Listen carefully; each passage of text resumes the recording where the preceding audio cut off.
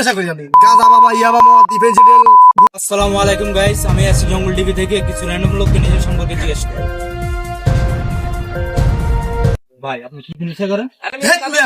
আপনি মোহনজি লেভেলে কি ফাল কথা বলেন নাকি? আপনি কি নেশা করেন না ভাই? আপনি আমার সম্পর্কে জানেন মিয়া? আমি জানেন আমার এই গঞ্জি দাম কত? ফাউল লোক মিয়া, ফাউল কথা বলেন। ভাই আপনি কি নেশা করেন ভাই একটু বলবেন? আরে ভাই আপনি সরি জায়গা রাখেন ভাই। ভাই দুনিয়াতে এমন কোন নেশা আমি করি? ঠিক আছে, খতম। সব নেশা করি আমি, গাঁজা বাবা, ইয়াবা মদ, ডিফেন্সিডেল, গুড়ি সব খাই আমি। এখন অবশ্যই খাই না ভাই। আমার সেরার অবস্থা কিরকম ছিল ভাই আমি বুঝতেন না ভাই। পুরা গাঁজা করে দেখছে, গাঁজা করে দেখছে, গাঁজা করে দেশে সবসময় খারাপ থাকে সেরা, মানে ফুল বিশ্বেটা সেরা ছিল আমার।